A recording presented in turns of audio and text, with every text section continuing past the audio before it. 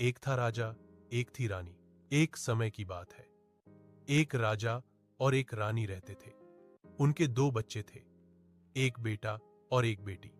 चारों लोग अपने भव्य महल में बहुत सुखी जीवन जीते थे।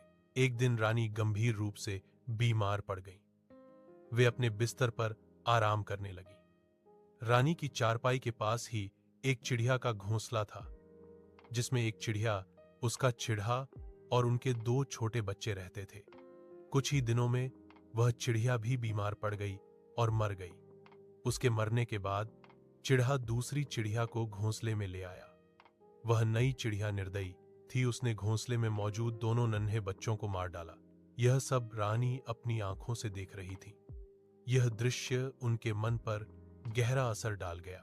कुछ समय बाद रानी का अंत समय आ गया।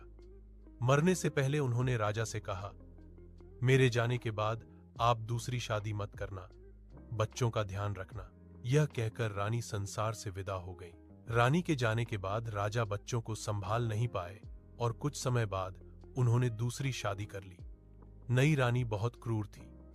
वह राजा के दोनों बच्चों को बहुत सताती और मारती पीटती थी।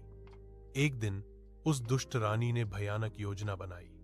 उसने राजा को दूसरा राज्य भेज दिया। राजा उसकी बातों में आ गया और अपनी बेटी को भी अपने साथ लगाया। इसी बीच दुष्ट रानी ने राजकुमार को मार डाला और उसका मांस पकाकर भोजन बना दिया। रात को जब राजा आया तो उसने बच्चों के बारे में पूछा। रानी बोली, बच्चे सो गए हैं। फिर उसने राजा को खाना परोसा। राजा ने खाना खाया और कहा, आज का भोजन बहुत स्वादिष्ट है।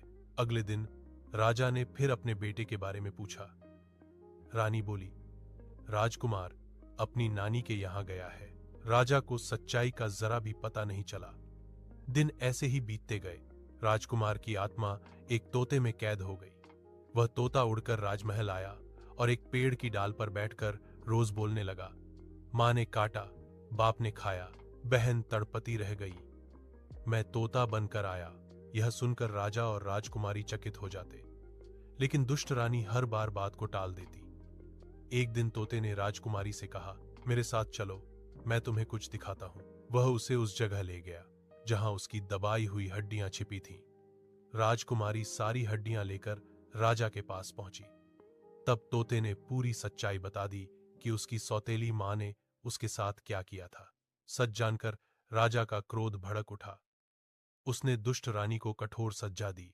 इसके बाद राजकुमारी ने अपने भाई की हड्डियों को प्रेम और श्रद्धा से जोड़ा। उसी क्षण तो